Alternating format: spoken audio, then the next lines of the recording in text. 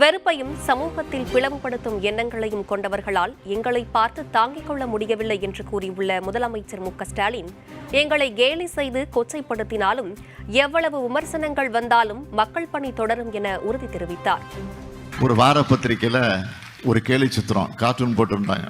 என்ன கார்ட்டூன் பார்த்தீங்கன்னா, நான் பேரை சொல்ல விரும்பலை, என்ன பத்திரிக்கைன்னு நீங்களே புரிஞ்சுக்கிங்க, நீங்களே படித்து பாருங்கள்.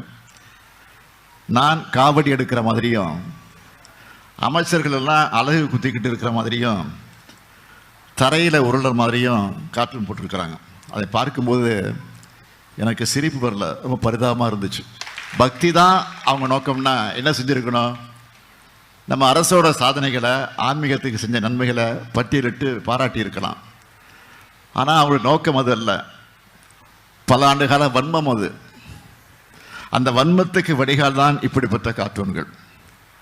அவங்களுடைய ஆதரவற்ற அவதூறுகளை பற்றி நான் ஒருபோதும் கவலைப்பட்டதல்ல. என்னுடைய பணி மக்கள் பணி, மக்களுக்கு என்ன தேவை என்பதை அறிந்து புரிந்து அதற்கு உரிய பணி ஆற்றுவதுதான் என்னுடைய பணி. இதெல்லாம் நான் பார்த்து கவலைப்படுறேன்னு யாரும் நினைக்க வேணாம். இதெல்லாம் எனக்கு ஊக்கம், இதெல்லாம் எனக்கு உற்சாகம். இன்னும் எங்களை கேலி செய்யுங்க, கிண்டல் பண்ணுங்க, கொச்சைப்படுத்துங்க, விமர்சனம் பண்ணுங்க, நாங்கள் அதை பற்றிலாம் கவலைப்பட தயாராக இல்லை. திருநாவுக்கரசர் மொழிக்கேற்ப என் கடன் பணி செய்து கிடப்பதே. நாம் தொடர்ந்து உண்மையான பக்தருடைய நலனுக்காக செயல்படுவோம்.